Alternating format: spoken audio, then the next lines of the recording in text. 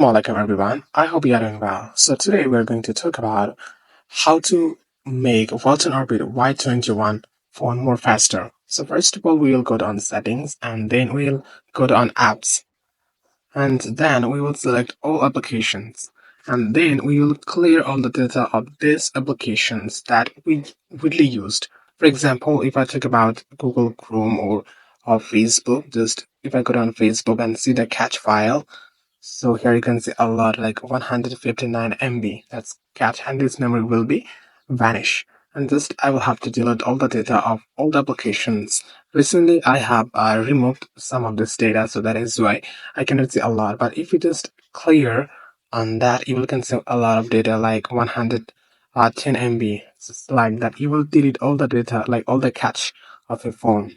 So for example on Instagram, if I check it, okay. So that is 150.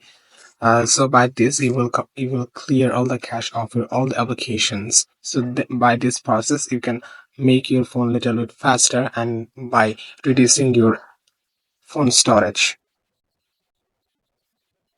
phone storage cache.